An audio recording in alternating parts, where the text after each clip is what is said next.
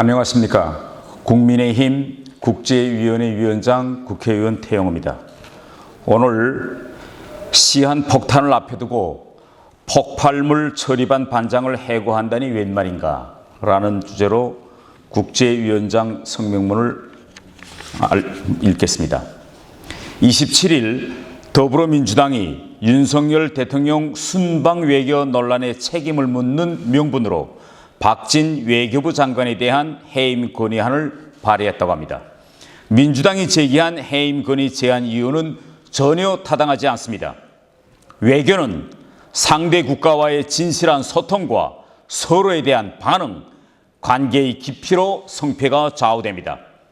민주당의 주장대로 윤 대통령의 순방 외교가 외교 참사, 외교 재앙이라면 적어도 우리 국익이 얼마나 훼손되었다든지 아니면 상대국의 이익이 크게 훼손되어 상대국으로부터 외교 채널을 통해 강한 항의나 제재가 들어왔어야 합니다. 그러나 윤 대통령의 순방 외교에 대한 문제는 오직 야당에서만 제기하고 있을 뿐이지 이를 공식적으로 문제 삼은 국가가 없습니다. 또한 새 정부 출범 후 지난 5개월 동안 박진 장관이 역대 그 어느 정부 장관도 이뤄내지 못했던 것을 성취한 능력 있는 인사라는 것을 민주당도 속으로 인정하고 있을 것입니다. 박진 장관은 미중 전략 경쟁 속에서 글로벌 중추국가 실현이라는 목표를 세웠습니다. 그는 문재인 정부 외교의 전략적 모호성을 털어버리고 전략적 명료성을 택했습니다. 박 장관은 이를 원칙대로 실천하여 한순간도 쉬지 않고 꿋꿋이 밀고 나가고 있습니다. 국가 간의 관계에서 가장 중요한 것이 신뢰입니다. 문재인 정부 시기 미국이나 일본, 중국 등 주변국들이 우리 정부에 신뢰를 주지 못했으나 박 장관은 5개월도 안 되는 짧은 기간에 국가 간 신뢰를 회복하였습니다. 한미 수교 140년 동안 불과 수차례밖에 없었던 미국 대통령의 선 방한을 이행했고 한미 정상 간 신뢰를 완전히 회복시켰습니다. 바이든 대통령이 한국을 떠나면서 윤석열 대통령에게 엄지쳐가며 당신을 신뢰한다고 남긴 이 말, 이것이 극적으로 상징하는 예입니다. 안보적 필요성에 의해서 하는 방어훈련이 정치적 필요성에 의해서 취소, 연기되는 비정상을 바로잡고 한미연합훈련의 정상화를 실현했습니다. 오랫동안 비정상적인 상태로 운영되고 있던 성주 사드 기지도 정상화에 들어갔습니다. 북한의 도발에 한미가 즉각적이고 단호히 대응하기로 협의했고 확장 억제 전략 협의체를 재가동시켜 미 항공모함의 부산항 입항을 성사시켰습니다. 한미일 삼각 협력을 회복하고 한미동맹 강화에 수반되는 중국의 반발을 잘 관리했습니다. 한중 외교장관 회담을 성사시키고 리잔수 중국 전국인민대표대회 상무위원장의 방한을 실현했습니다. 문재인 정부 이후 악화 일로를 걷고 있던 한일관계 개선을 위해 강제징용 현금화 문제 해결을 위한 민관협의체를 출범시키고 장관이 직접 피해자들을 찾아가 무릎을 꿇었습니다. 이어 한일 정상회담과 외교장관 회담을 성사시켰습니다. 박진 장관은 윤석열 정부가 한일 관계 개선에 확고한 의지가 있고 각종 현안에 전향적으로 임할 자세이라는 것을 일본 측에 확실히 보여주었습니다.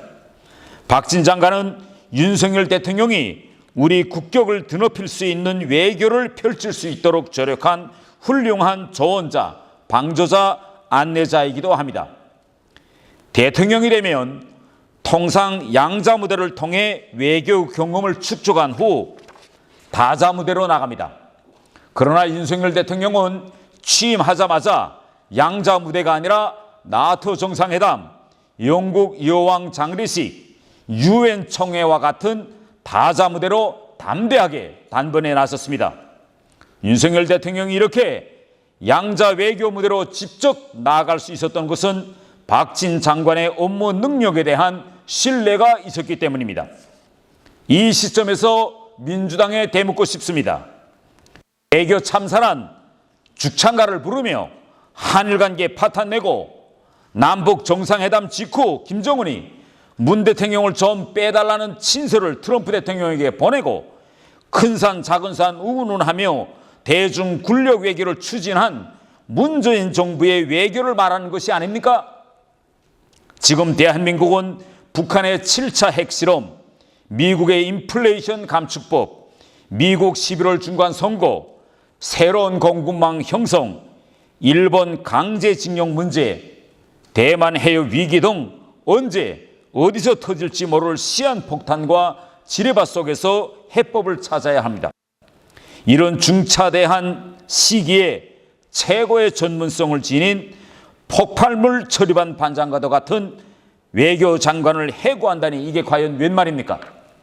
더불어민주당은 이제라도 외교부 장관 해임 건의안 발의를 당장 처리하고 본인들이 자행하고 있는 오만과 독선의 폭을 멈춰주기를 바랍니다. 2022년 9월 28일 국민의힘 국제위원장 국회의원 태영호.